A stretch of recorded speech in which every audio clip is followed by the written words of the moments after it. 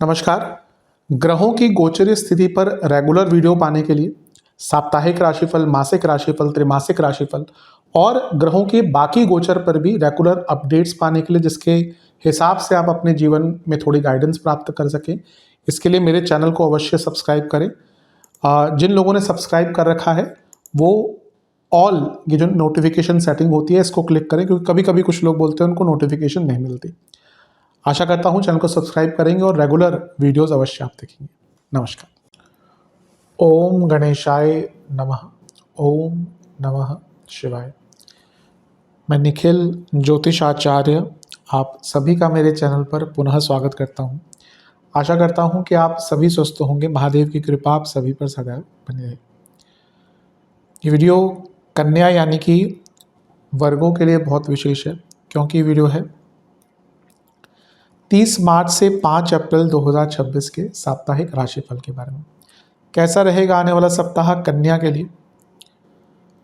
जो मेरा साप्ताहिक राशिफल होता है वो प्रमुखतः, कि मैं नए दर्शकों को बता दूं, जो रेगुलर व्यूअर्स हैं वो आगे बढ़ सकते हैं, वो चंद्रमा की गति पर आधारित होता है। चंद्रमा एक बहुत विशेष ग्रह है, चंद्रमा की विशेषताएं बहुत हैं, लेकिन जब हम साप्ताहिक राशिफल की बात करें तो पहला तो उनकी तेज़ गति, फिर उनका मन का कारक होना, और फिर उनकी एक क्वालिटी कि वह जिस भी भाव, राशि, ग्रह आदि के साथ संबंध संपर्क साधते हैं उनको बहुत एक्टिवेट कर देते हैं।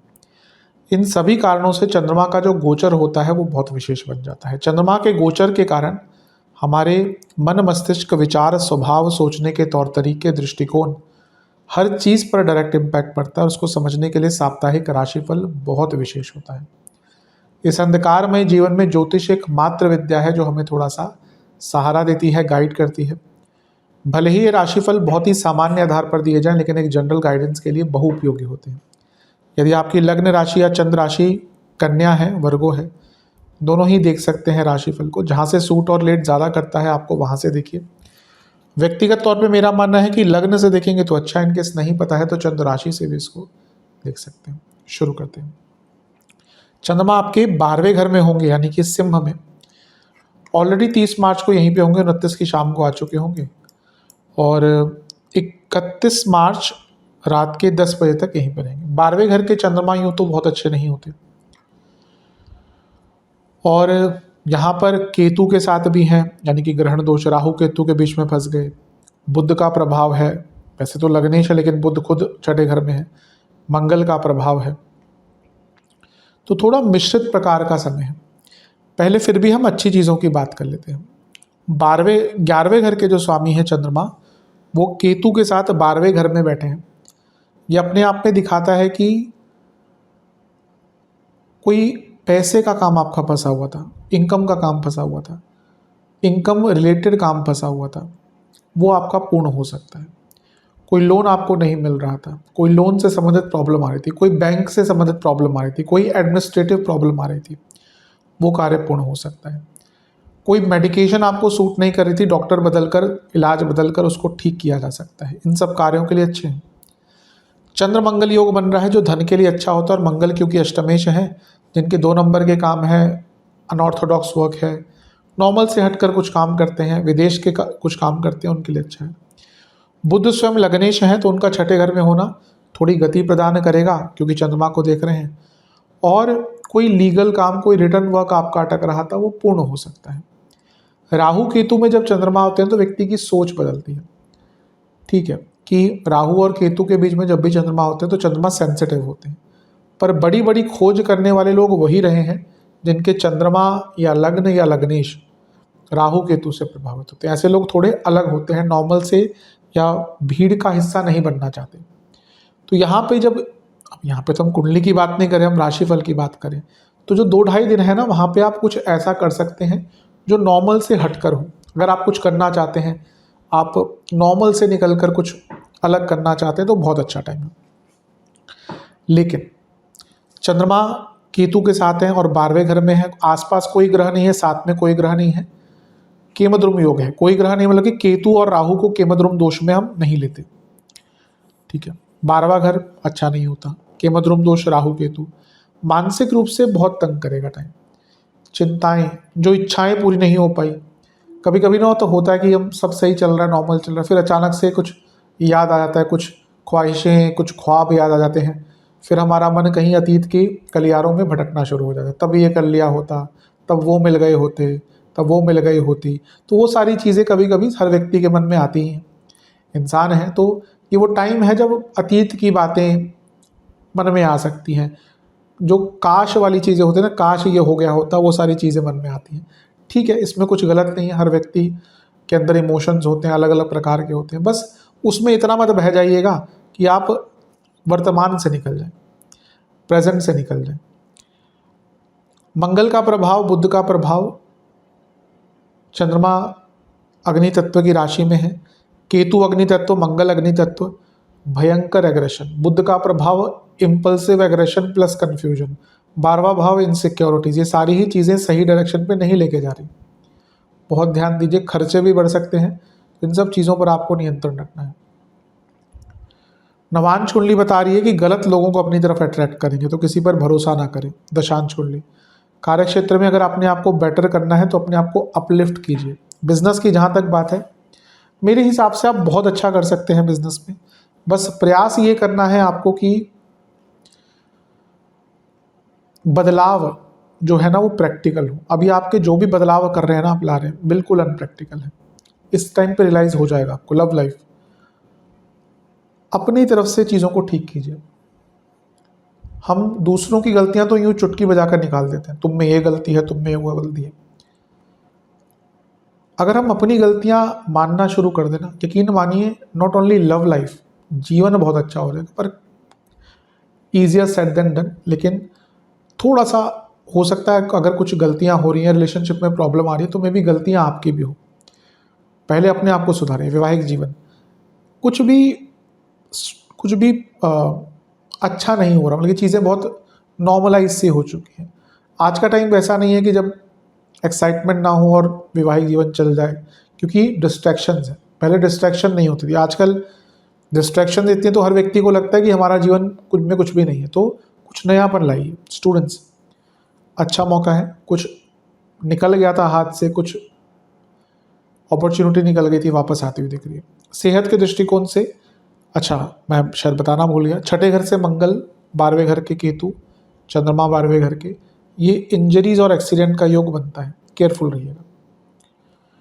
सेहत के दृष्टिकोण से इन्फेक्शंस, पैरों के रोग, स्लीप डिसऑर्डर्स, पेट के भयंकर रोग, एसिडिटी। सर्वाष्टक आपका चौथा घर बली है। कोई प्रॉपर्टी बेचने का प्रयत्न कर रहे थे, वाहन बेचने का प्रयत्न कर रहे थे, टाइम अच्छा है। 31 मार्च रात के 10 बजे चंद्रमा आ जाएंगे आपके लग्न भाव में, यानी कि कन्या में, और 3 अप्रैल सुबह के 7 बजे तक चंद्रमा यहीं पर रहेंगे। चंद्रमा का लग्न भाव में आना एक प्रकार से काफ़ी अच्छा माना जाता है। लाभेश है, तो जब लाभेश आपके लग्न में आएंगे तो ये अपने आप में एक्सपेंशन का टाइम होता है। अभी आपके 11वें घर में गुरु भी आने वाले हैं, उनसे बड़ा तो एक्सपेंड कोई, राहु का अलग लेवल है, वो मैं नहीं जाता, लेकिन आपके जीवन में अभी आप खुद देखेंगे कन्या वालों के जीवन में कुछ चीज़ें बदलना शुरू हो जाएंगी। वो करियर हो, स्टडीज़ हो, मे बी लव लाइफ हो, संतान प्राप्ति हो, इन सब में कुछ ना कुछ मौके दिखने शुरू हो जाएंगे। तो खैर लॉन्ग टर्म में अभी मेरा प्रयास है कि जल्दी से जल्दी मैं देवगुरु बृहस्पति की वीडियो ले आऊँ। मैंने काम शुरू कर दिया है उस पर, थोड़ा रिसर्च करता हूँ वीडियो बनाने से पहले कि क्या चीज़ें वीडियो में सम्मिलित करूँ। तो चंद्रमा का लग्न में आना, ये इच्छाओं की पूर्ति। सूर्य चंद्रमा समसप्तक तो पूर्णिमा योग, और पूर्णिमा योग लग्न में, यानी कि इस टाइम पे भयंकर लेवल पर पैसा आ सकता है, धन की प्राप्ति हो सकती है, रुका हुआ पैसा कमाने के योग बनते हैं। शनि भी देख रहे हैं जो लक्ष्मी भाव के स्वामी, यानी कि लक्ष्मी की प्राप्ति होगी ही, लेकिन क्योंकि पूर्णिमा योग है और शनि का प्रभाव भी है, तो शनि का प्रभाव क्या करता है, अमावस्या विषदोष। लेकिन क्योंकि चंद्रमा 11वें घर के स्वामी, तो यहाँ पे क्या होगा ना कि आप या तो लालच में पड़ जाएंगे, या फिर आपको एकदम कुछ टाइम के लगेगा मेरे पास कुछ भी नहीं है। दोनों ही चीज़ें एक्सट्रीम पोजीशन में जा सकती हैं। इस चीज़ से अपने आप को बचाइएगा, अदरवाइज टाइम कोई बुरा नहीं है। मंगल का प्रभाव अभी भी है, सूर्य का प्रभाव भी है, शनि का प्रभाव भी है। गुस्से पर नियंत्रण, उत्सुकता पर नियंत्रण, किसी से बहस मत कीजिएगा। यहाँ पे लोग बहस करने के लिए आतुर होंगे आपसे, आपको अवॉइड करना है पूर्णतः। नवांश कुंडली, ये टाइम है जब आपको अपने बारे में समझना है। दशांश कुंडली, कार्य क्षेत्र में बहुत ज़्यादा मत बोलिएगा। बिजनेस में ना इंस्पिरेशन ढूंढिए। आपका बिजनेस तभी अच्छा करेगा जब आपके पास इंस्पिरेशन होगी। लव लाइफ में तो एक ही दिक्कत है कि पर्सपेक्टिव नहीं है आपका सही। पर्सपेक्टिव ठीक कीजिए। वैवाहिक जीवन, टाइमिंग, समय की उपलब्धता, आप कितना टाइम देते हैं, किस टाइम पर क्या कहते हैं, ये मैटर करेगा इन 2-2.5 दिनों को काटने के लिए। स्टूडेंट्स, थोड़ा सा ओवर कॉन्फिडेंस दिख रहा है। सेहत की जहाँ तक बात है, जिनको कार्डियक इश्यूज है, कफ रोग है, उनकी दिक्कत बढ़ेगी। सर्वाष्टक में आपका तीसरा घर बलि है, ये अपने आप में अंकित कर रहा है कि थोड़ी अति उत्सुकता से अपने आप को बचा कर रखिएगा। 3 अप्रैल सुबह के 7 बजे चंद्रमा आ जाएंगे आपके धन स्थान में यानी कि तुला में, और सप्ताह के अंत तक यहीं पर रहेंगे। इससे एक दिन पहले मंगल का गोचर हो चुका होगा और मंगल आपके सप्तम में आकर बैठ जाएंगे। मंगल का प्रभाव अभी भी चंद्रमा पर है। मंगल आपके अष्टमेश हैं, चंद्रमा आपके लाभेश हैं और ये धन स्थान है। अचानक से धन प्राप्ति दिख रही है। हफ्ते के अंत में शुक्र का प्रभाव भी है चंद्रमा पर। समसप्तक योग चंद्रमा शुक्र का, ऊपर से चंद्रमा लाभेश, शुक्र धनेश, ये सारे जो भाव है ना, ये अचानक से धन प्राप्ति की ओर इशारा कर रहे हैं। स्पेकुलेटिव मार्केट्स हो, फिर से कहूँगा कुछ नॉर्मल से हटकर काम हो, चंद्रमंगल योग उसके लिए बहुत अच्छा है। सब में बहुत अच्छा। अगर आप ऐसी जगह पे रहते हैं जहाँ पे लॉटरी वॉटरी लीगल है तो उनके लिए भी बहुत अच्छा है। तो ये टाइम बहुत अच्छा है। दूसरा भाव है धन कमाने के, लगाने के, इन्वेस्टमेंट के मौके भी प्राप्त होंगे। लेकिन अगर हम यहाँ पे देखें चंद्रमा पर बहुत ग्रहों का प्रभाव है। मंगल भी देख रहे हैं, गुरु भी देख रहे हैं, शुक्र भी देख रहे हैं, राहु भी देख रहे हैं। अब चंद्रमा क्योंकि खुद लाभेश है तो एक्सपेंशन के मौके, चीज़ों को बड़ा करने का मौका सब मिलता हुआ दिख रहा है। लेकिन जब चंद्रमा यहाँ पे अभी भी केमद्रुम योग में है तो ये वाणी के स्थान पर चंद्रमा और इतने ग्रहों का प्रभाव बताता है कि वाणी पर बिल्कुल नियंत्रण नहीं रहेगा। ओवर कमिटमेंट, ज़्यादा बोलना, ज़्यादा जवाब देना, ज़रूरत से ज़्यादा शब्दों का उपयोग करना, ये सारी चीज़ें तंग करेंगी। कुटुंब में स्पेशली पैसों की बात मत कीजिएगा। कार्यक्षेत्र में अनप्रोफेशनल वाणी का उपयोग बहुत तंग करेगा। तो बुरा टाइम तो नहीं है, लेकिन ये जो मैंने चीज़ें कही हैं इन पर थोड़ा सा आपको ध्यान देना है। नवांश कुंडली बता रही है कि अपने लिए थोड़ा सा स्पेस निकालिए। मतलब कि कभी कभी क्या होता है ना, हम इतने बिजी हो जाते हैं लोगों के साथ, हमें आज के टाइम में एटलीस्ट हफ्ते में आधा घंटा 1 घंटा ऐसा निकालना चाहिए जहाँ पे हमारे पास कुछ भी ना हो, सिर्फ हम हो। मोबाइल ना हो, लैपटॉप ना हो, कुछ भी ऐसे उपकरण ना हो जो हमें डिस्ट्रैक्टेड करें। हमारा जो मे बी ब्रेन है इन सब चीज़ों के लिए नहीं बना। वो तो समय के साथ चीज़ें बढ़ती गई तो हम उसके अनुसार ढलते गए, पर ब्रेन को अभी भी रिजुविनेट करने के लिए इनसे थोड़ा सा निकलना पड़ता है। आप देखिए, जब भी आप किसी साधना की जगह पे जाएंगे, आप विपासना के लिए जाएंगे, आपका मोबाइल सबसे पहले दूर कर देंगे, क्योंकि डिस्ट्रैक्शन इतना बड़ा डिस्ट्रैक्शन है। लोग क्यों परेशान हैं, मेंटल हेल्थ क्यों ख़राब हो रही है? क्योंकि डिस्ट्रैक्शंस, जीवन में सिंप्लिसिटी रही नहीं गई। लोगों में इतनी एंग्जाइटी है। बच्चों की बात तो अलग है। मैं बुजुर्गों को देखकर बहुत परेशान हूँ। परेशान क्या, हैरान हूँ। मैंने इतने लोगों को देखा है कि दे आर ओवर 60 और वो मोबाइल के बिना नहीं रह पाते। तो बच्चों को उसमें क्या हम दोष दें? ठीक है, मोबाइल अनिवार्यता है, लेकिन आई थिंक लिमिटेड यूज़ होना चाहिए उसका। दशांश कुंडली, कार्य क्षेत्र में नया काम मिल सकता है, ओपन अप रहिएगा उसके लिए। बिजनेस में स्किल्स बढ़ाइए। लव लाइफ एक फ्लो नहीं रहेगा, कभी लड़ाई कभी झगड़े। वैवाहिक जीवन, अगर आपको लग रहा है आप दोनों के बीच में अनबन चल रही और वो सॉल्व नहीं हो पा रही, तो किसी बड़े व्यक्ति से बातचीत कर कोई थेरेपिस्ट है उनसे बातचीत कर चीज़ों को सुलझाइए। स्टूडेंट्स की जहाँ तक बात है, आप थोड़ा शॉर्टकट ज़्यादा लेंगे, इस टाइम पर फंसेंगे, और वैसे भी ले रहे हैं उससे फंसेंगे। सेहत की जहाँ तक बात है, दांतों की प्रॉब्लम, आँखों की प्रॉब्लम, सर्वाष्टक में आपका फूड इन्फेक्शन भी तंग कर सकते हैं। सर्वाष्टक में पंचम भाव बलि है।